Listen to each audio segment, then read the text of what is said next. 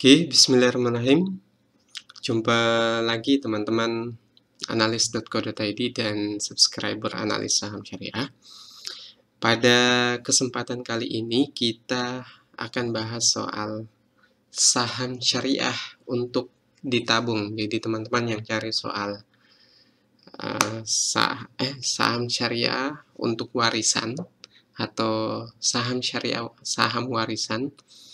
Jadi pada kesempatan kali ini kita akan bahas apa saja saham-saham untuk warisan yang teman-teman cari tersebut. Oke, sebelum itu silahkan subscribe dan klik tombol lonceng di sampingnya, dan jangan lupa berkunjung ke blog analis.co.id. Oke teman-teman, kita langsung saja pembahasannya. Nah, di sini ada 3 saham yang akan kita bahas. Kenapa 3 saham? Karena dari semua saham yang ada di Bursa Efek, 3 saham ini yang paling meyakinkan untuk kita tabung. Jadi teman-teman misalnya mau nabung saham untuk warisan, maka inilah 3 saham yang paling meyakinkan menurut saya. Selain karena dia saham konsumer, dia juga punya track record yang bisa kita andalkan dan terutama pada laba bersih dan penjualannya. Oke, kita mulai dari review saham Unilever atau analisa saham UNPR 2020 ini seperti apa. Jadi termasuk harga wajarnya dan analisis dari saham UNPR ini seperti apa. Oke, teman-teman, kita lihat mulai dari 2010 dari sisi penjualan saja. Total penjualannya ini terus meningkat dari 19 triliun menjadi 23, 27, 30, bahkan dari tahun ke tahun ini sama sekali tidak pernah mengalami penurunan. Jarang sekali ada perusahaan yang bisa seperti ini. Itulah sebabnya mengapa ini saham pertama yang paling saya rekomendasikan, teman-teman. Jadi saham untuk warisan ini adalah saham yang paling pertama yang paling saya rekomendasikan untuk ditabung dalam jangka panjang. Jadi saya sudah mengatakan sebelumnya bahwa saham itu ada yang jangka panjang tapi terbatas. Kalau Unilever ini jangka panjang ditabung mau berapa tahun pun boleh, sehingga untuk dijadikan warisan untuk anak cucu nanti bisa. Nah, kita lihat dari sisi laba bersih. Laba bersih pun demikian, dari 3 triliun, 4,1, 4,8, 5.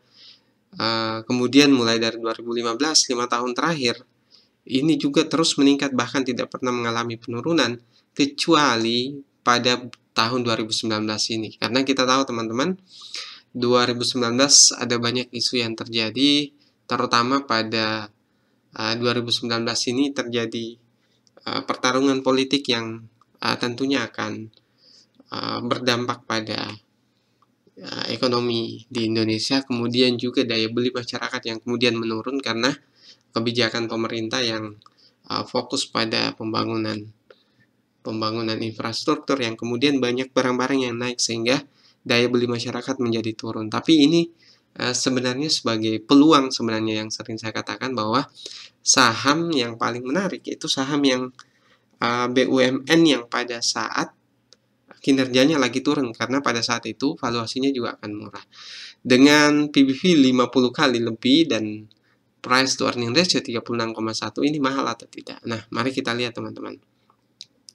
Jadi saham Unilever 2020 ini kita lihat dari sisi rasionya. Jadi earning per share, kita langsung di price to earning ratio-nya itu secara histori itu dari tahun 2015. Di sini kita hanya menggunakan data 5 tahun terakhir, teman-teman. 2015 ini standar di 40-an lebih. Nah, sekarang kita berada di angka PBV 36,1 dengan harga 6.975. Ini bukan closing price-nya. Ini harga perdagangannya di hari kemarin. Oke, kemudian kita lihat dari sisi PBV, ini bisa kita katakan bahwa PBV dengan 50,5 sekian itu terdiskon dibanding dengan tahun 2017 dan awal-awal tahun 2019 itu 60 kali. Jelas ini kalau kita bicara PBV ini mahal sekali, karena ibarat kita beli mobil yang harusnya seharga 100 juta, ini kita beli 50 kali lebih mahal, teman-teman. Jadi karena 50 kali lebih mahal, tentu ada pertimbangan lain kenapa ini tetap dihargai demikian. Salah satu alasannya yang pernah saya sampaikan, teman-teman, yaitu karena melihat dari return on equity-nya. Biasanya 10% ROE-nya itu bisa dihargai 1 kali PBV-nya. Jadi kalau 20%, apalagi 100%, maka bisa 10 kali. Tapi kemudian saham dengan kategori saham blue chip itu bisa naik 3 kali lipat lagi. Jadi kalau 10% dihargai dengan pencapaian return on equity 10% bisa dihargai dengan PBV 1. Kalau dia saham blue chip, apalagi saham-saham yang leader di bidangnya, itu bisa naik 3 kali lipat lagi. Jadi misalnya return on equity-nya 10%, maka bisa saja PBV-nya sampai 4 kali karena dia saham blue chip. Nah, kita lihat apakah betul demikian. Kita lihat dari sini. Jadi return on equity-nya ternyata 139 kali. Nah, 139 kali misalnya PBV-nya berarti bisa 10-13 kali. Tapi saya sampaikan tadi bahwa karena di sini adalah saham blue chip, apalagi dia bisa memonopoli perdagangan, maka ini bisa naik sampai 3 kali lipatnya lagi. Jadi bukan 13 atau 14 kali PBV-nya, tapi bisa naik 3 kali. Nah, itu salah satu rumus yang saya lihat ya, dari saya bandingkan dari beberapa saham yang ada.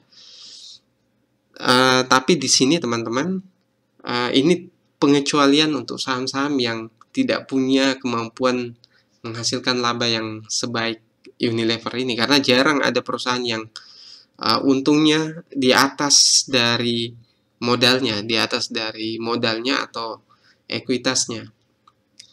Jadi kalau di sini 139,9, maka itu artinya keuntungan Unilever per tahunnya itu di atas 100%. Jadi 100% plus 39,9%. Jadi ini cukup tinggi, jarang sekali ada yang seperti ini. Biasanya sampai 20, bahkan 30% itu sudah cukup lumayan. Nah, karena ini saham konsumer, maka biasanya memang keuntungannya jauh lebih tinggi. Nah, yang ingin saya sampaikan pada teman-teman semua bahwa saham-saham seperti ini tidak bisa dihargai dengan PBV 1 kali, 2 kali, karena ini dilihat dari kinerjanya.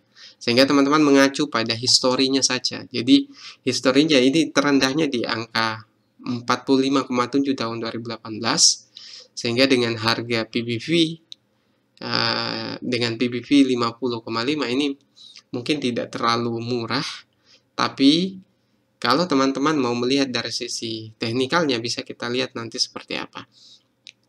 Yang jelas ini adalah saham untuk warisan atau saham syariah untuk warisan yang paling layak teman-teman tabung untuk jangka panjang. Oke, kita lihat dari sisi teknikalnya. Jadi kalau kita lihat teman-teman, kenapa saya merekomendasikan ini? Teman-teman coba lihat dari sisi grafiknya, itu landainya terus naik dari tahun ke tahun, sekalipun selalu mengalami penurunan, tapi dia tidak pernah turun lebih rendah dari tahun sebelumnya. Nah, ini kemudian terjadi yang seperti ini. Ini salah satu peluang besar buat teman-teman.